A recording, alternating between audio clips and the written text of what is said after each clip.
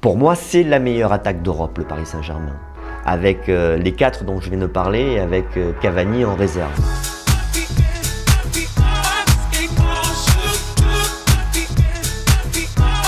Le bilan de la première partie de saison du Paris Saint-Germain est bon, voire très bon. Qualification sans aucun problème en Ligue des Champions. En championnat, pas trop de défaillances. Il y a le retour de Neymar en très bonnes conditions physiques et donc performant sur les derniers matchs. L'association Neymar-Mbappé fait rêver. Il y a ce quatuor offensif qui est assez magique pour le moment avec Icardi, Di Maria, Neymar, Mbappé. Après ce quatuor-là, je ne sais pas s'il pourra fonctionner de la même façon en Ligue des Champions contre des grosses équipes, parce que ça peut créer aussi un déséquilibre défensif. Pour moi, c'est la meilleure attaque d'Europe, le Paris Saint-Germain.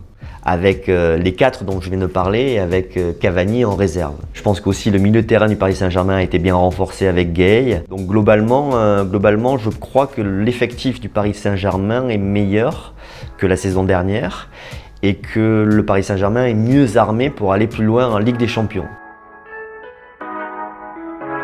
Le moment de vérité, c'est le huitième de finale de Ligue des Champions. Alors, au niveau du tirage au sort, c'est un tirage au sort plutôt favorable. On va avoir un match, je pense, très spectaculaire parce que Dortmund laisse quand même pas mal d'espace et que Paris Saint-Germain est une équipe d'attaque. Je ne le vois pas se faire éliminer par Dortmund. Et après, on verra, face aux plus gros cadors européens qui, là, pourront contester aussi le ballon parce que le Paris Saint-Germain, je le répète souvent, c'est une équipe qui est excellente avec le ballon, mais c'est une équipe qui est fragile quand elle n'a pas le ballon, quand il faut aller le chercher. Face à un adversaire qui lui résiste, on a l'impression que le doute s'installe dans cette équipe du Paris Saint-Germain.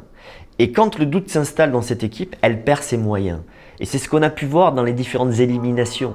Comme une forme d'incompréhension, comme si le Paris Saint-Germain est une équipe qui avait l'habitude de dominer, d'être toujours plus fort que son adversaire et de ne pas comprendre quand un adversaire est aussi bon que lui, voire meilleur par séquence. Et à ce moment-là, le Paris Saint-Germain perd ses moyens. C'est ça qu'il va falloir changer.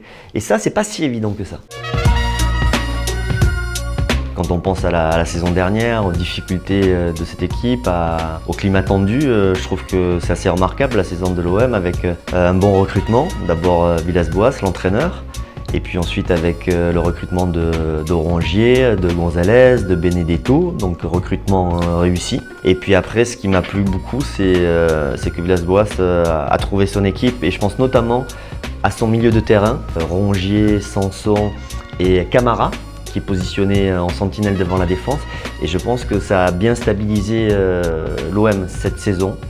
Et puis bien entendu, il y a le retour en forme de Dimitri Payet, en très grande forme même de Dimitri Payet. L'OM a fini la saison vraiment dans une crise profonde. Et là, cette équipe, elle se retrouve deuxième du classement avec un climat qui est apaisé, un climat serein et qui est propice à la performance. Donc je vois l'OM être en capacité peut-être même de se qualifier pour la Ligue des Champions, alors qu'en début de saison, je ne les voyais pas du tout se qualifier pour la Ligue des Champions.